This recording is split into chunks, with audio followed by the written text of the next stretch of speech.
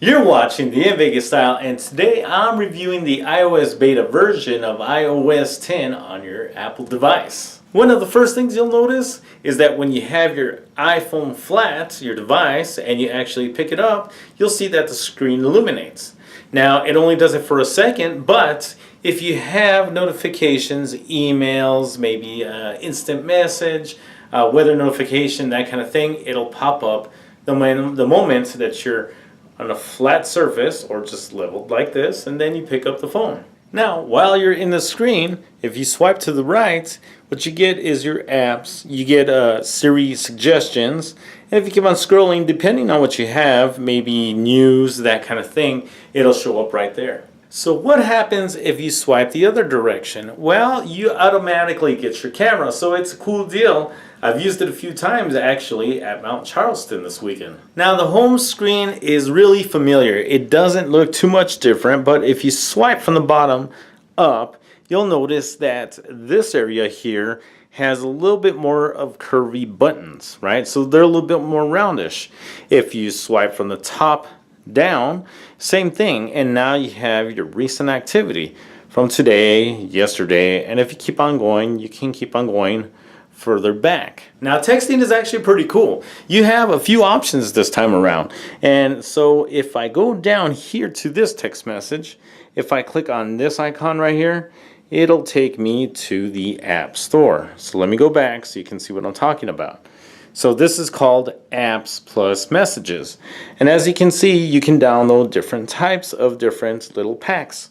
Now let me go ahead and close that. And if I wanted to go back, I can go and actually share music as well. Now, what about a picture? Well, you see that heart right there for the fingers?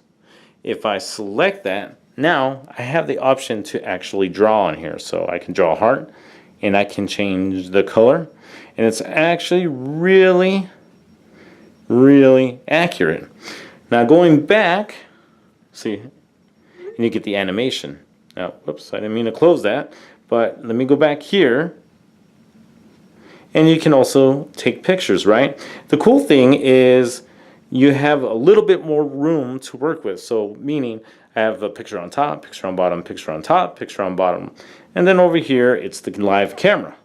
Now what about the Apple Watch? Is it still compatible? Well, let me tell you, this is the first generation and it still works with iOS 10. Now my iPhone is a 6S, but it is still compatible. So yeah, you can still use it, and I suggest upgrading when you have a chance.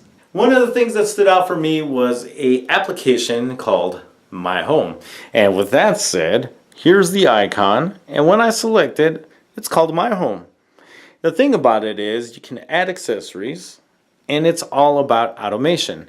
Now you can make your Apple TV the center hub for it, or you can use any device, maybe your Apple iPhone or your tablet, your iPad.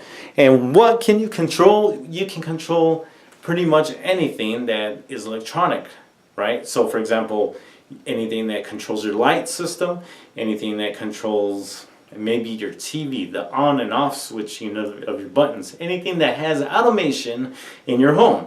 Now, this also interacts with location services. So the moment I drive up to my home, I can have the system turn on my lights or do different things like that without me actually having to push a button. But let's go one step further. This actually allows for you to grant access to others with iOS 10 to perform the same things when they get close to your home too. So in sum, do I think that iOS 10 is a good move? Yes, I definitely think.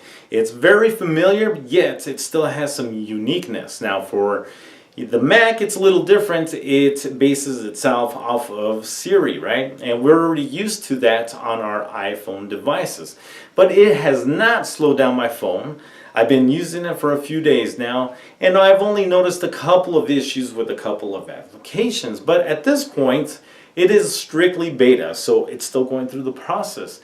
But I highly recommend when iOS 10 comes up, definitely make the move. Now, here's one of the things. Everybody needs to remember their iCloud account, their user ID, the password, their email address that it's actually tied to.